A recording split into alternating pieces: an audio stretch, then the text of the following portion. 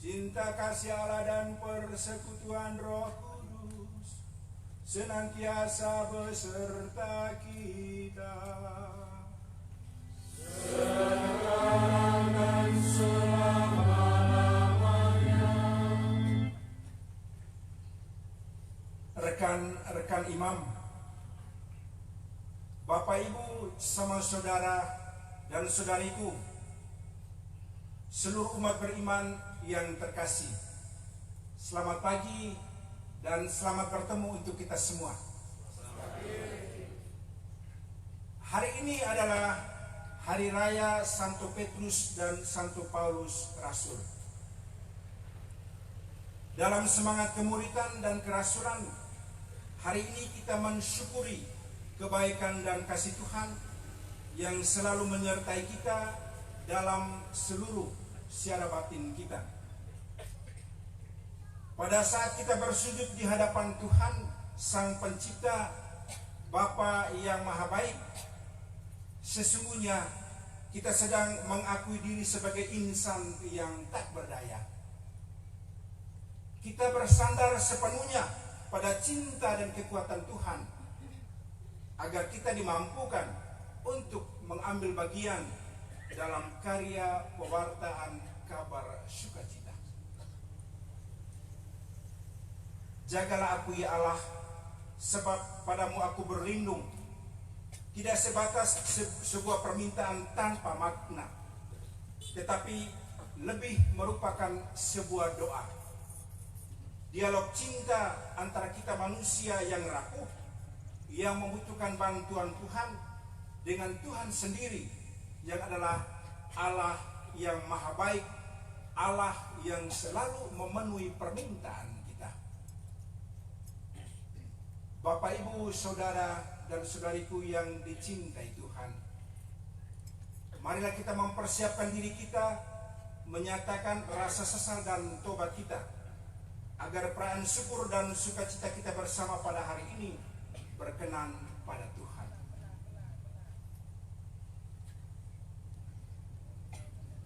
Saya mengaku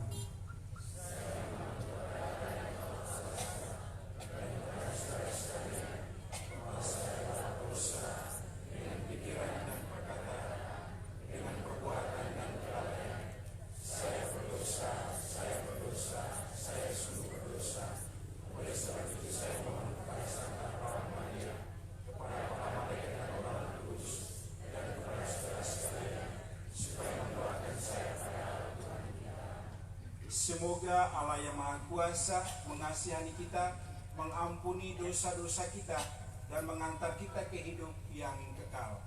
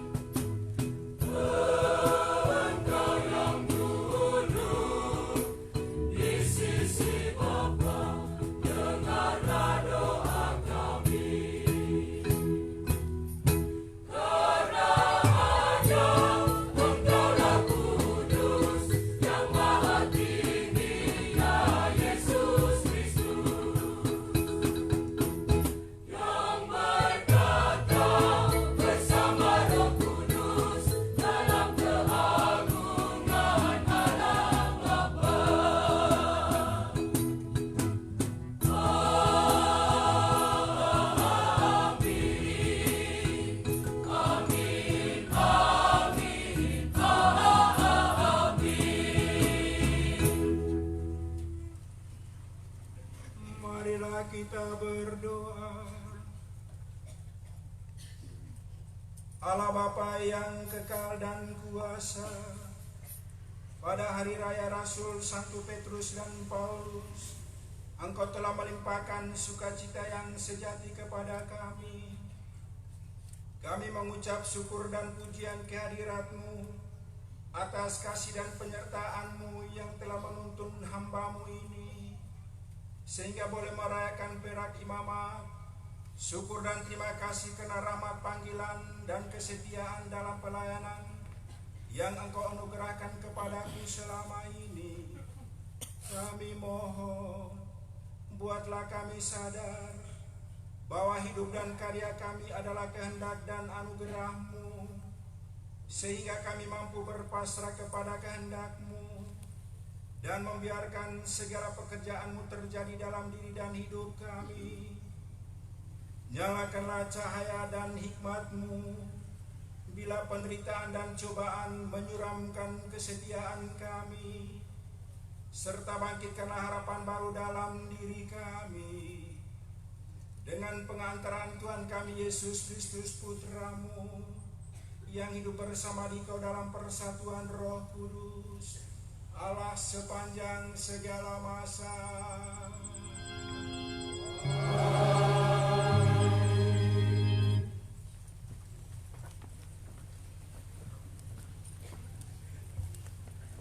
Umat beriman yang terkasih dalam Kristus, sabda Tuhan adalah sabda kasih yang mengubah dan membaharui. Dalam terang kasih, setiap insan berinang sanggup menapaki jalan panggilan dengan berhasil dan berdaya guna bagi kemuliaan Allah dan keselamatan manusia.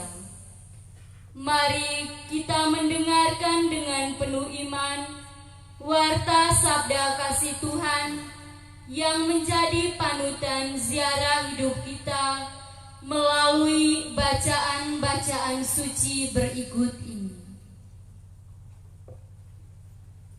Bacaan dari kitab Mazmur. Jagalah aku ya Allah, sebab padamu aku berlindung. Aku berkata kepada Tuhan, Engkaulah Tuhanku, tidak ada yang baik bagiku selain Engkau. Orang-orang kudus yang ada di tanah ini, merekalah orang mulia yang selalu menjadi kesukaanku. Bertambah besar kesedihan orang-orang yang mengikuti Allah lain. Aku tidak akan ikut mempersembahkan korban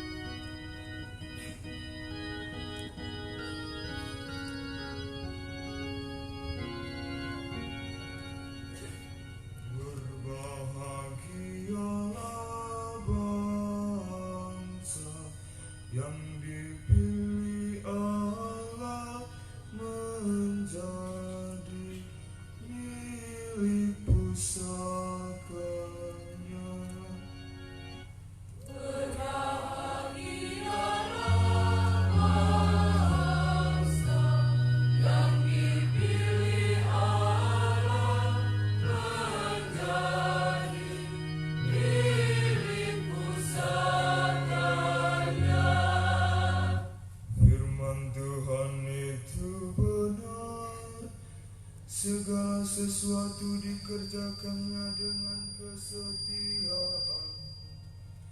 Ia senang pada keadilan dan hukum.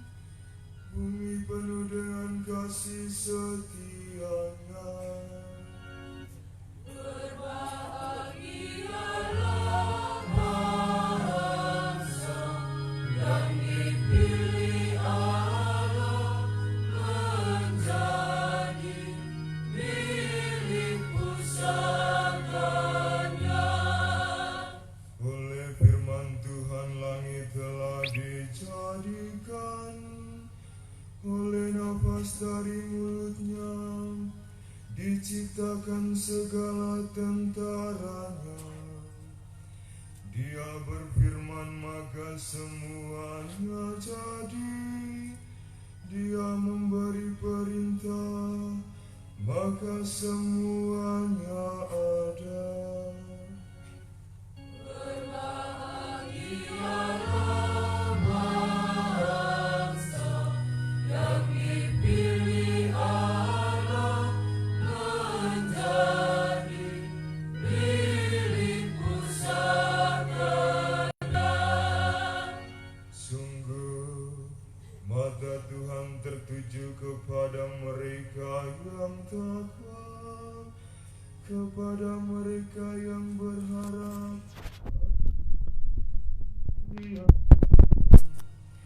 Dia hendak melepaskan jiwa mereka dari maut dan memelihara hidup mereka pada masa kelaparan. Berbahagialah bangsa yang dipilih Allah menjadi milik pusakanya. Jiwa kita menanti-nantikan Tuhan. Dialah penolong dan perisai kita. Kasih setiamu ya Tuhan, kiranya menyertai kami, seperti kami berharap kepadamu. Berbahagialah bangsa yang dipilih Allah menjadi milik pusakanya.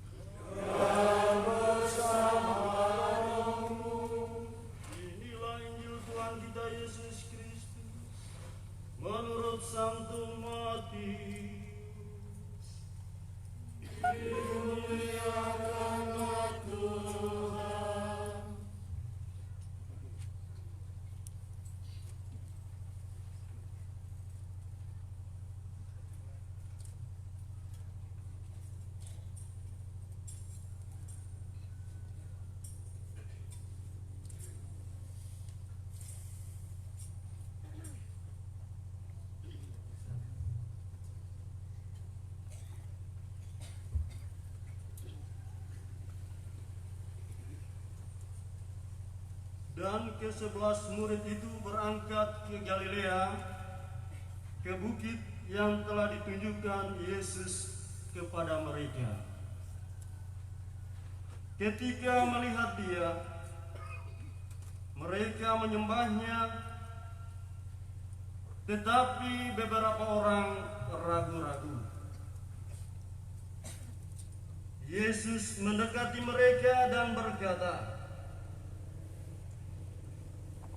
"Kepadaku telah diberikan segala kuasa di surga dan di bumi. Karena itu pergilah, jadikanlah semua bangsa muridku, dan baptislah mereka dalam nama Bapa dan Anak dan Roh Kudus. Dan ajarlah mereka melakukan segala sesuatu yang telah kuperintahkan kepadamu.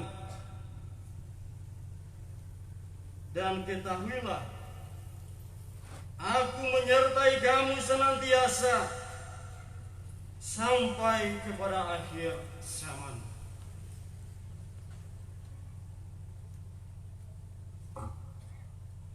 Demikianlah sabda Tuhan.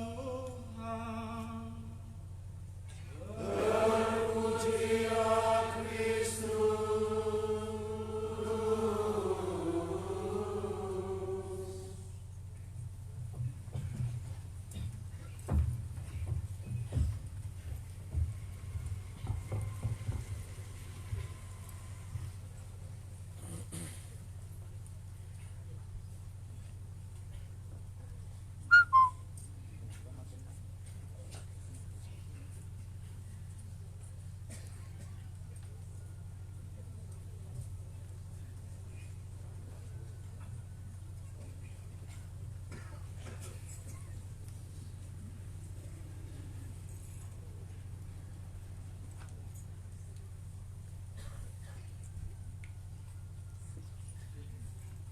Pater Kanis, jubilaris kita hari ini,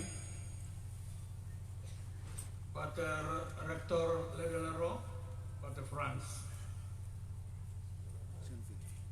Pater Patris yang mewakili Pater Provinsial SPD, para rekan imam, saudara-saudariku sekalian yang dikasihi Tuhan.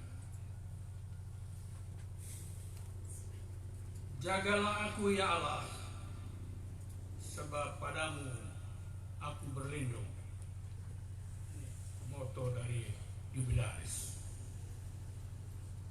Pater Kanis meminta saya sebulan yang lalu untuk berkhotbah pada hari penuh syukur ini. Saya mengiyakannya karena dua alasan. Pertama, karena faktor kekerabatan yang sudah terjalin amat lama antara para orang tua kami. Kedua, alasan senioritas. Saya tanpa sadar adalah imam sulung dari paroki Buanio.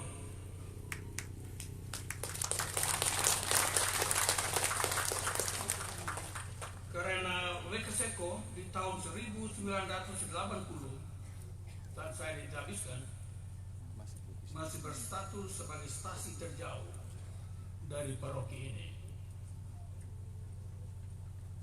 Bapak, Ibu, saudara-saudariku sekalian yang dikasihi Tuhan, saya hadir pada misa perdana Pater Kanis di Borneo pada September 1997.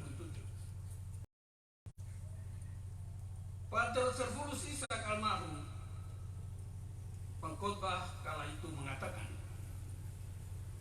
jati diri seorang imam adalah man of God, man of prayer, dan man of Eucharist. Imam adalah insan Allah, insan yang berdoa, dan insan Ekaristi. Sebuah jati diri yang utuh dengan dua sisi, yakni passion for God dan passion for humanity. sebuah jati diri yang haus dan rindu akan Allah, seraya berkobar-kobar semangatnya akan cita rasa kemanusiaan. Demikian kata Pater Servulus SPD almarhum. Sehubungan dengan hal tersebut, saya ingin menambahkan sebuah kisah lain. Kisah tentang seorang imam yang bertemu dengan seorang anak jalanan di sebuah pinggir kota yang kumuh. Imam itu bertanya, "Apa kamu Katolik atau Buddhis?" Sang anak menjawab, "Saya lapar."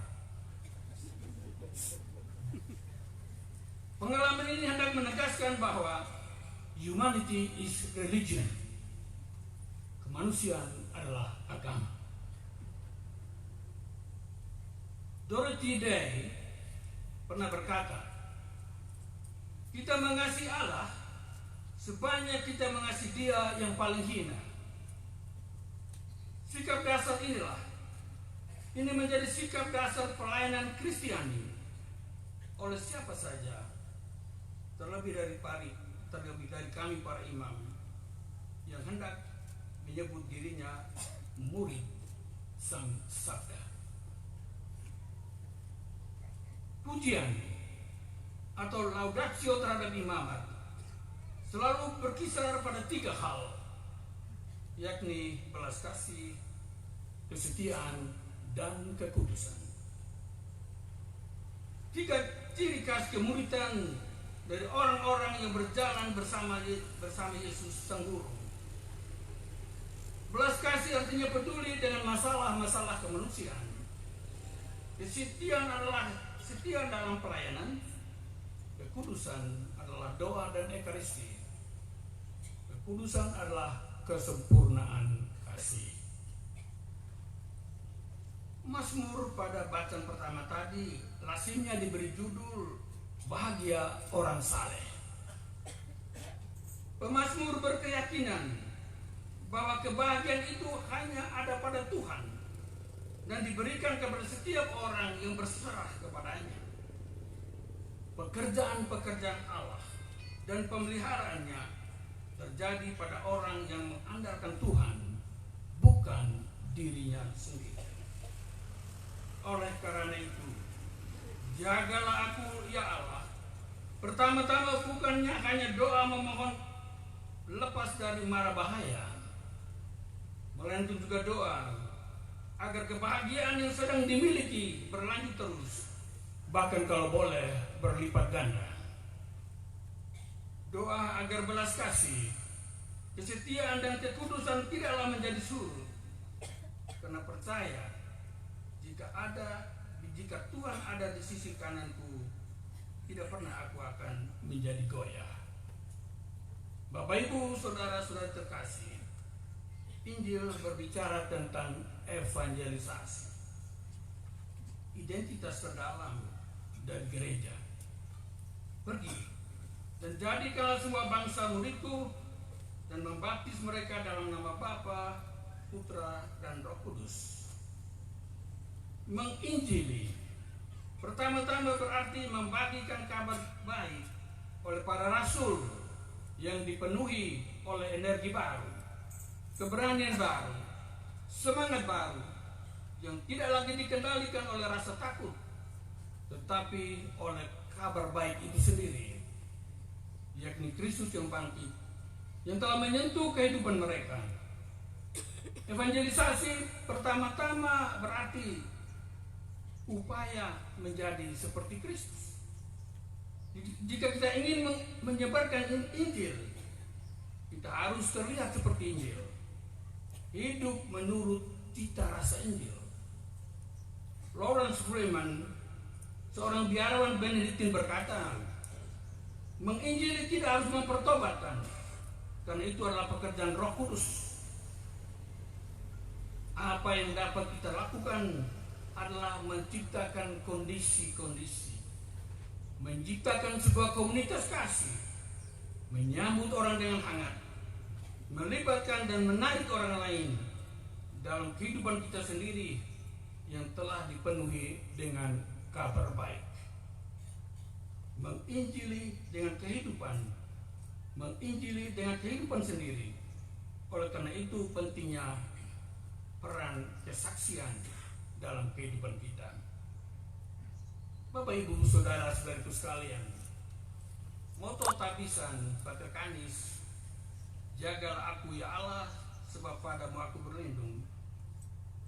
Ini adalah sebuah doa, memohon perlindungan, juga sekaligus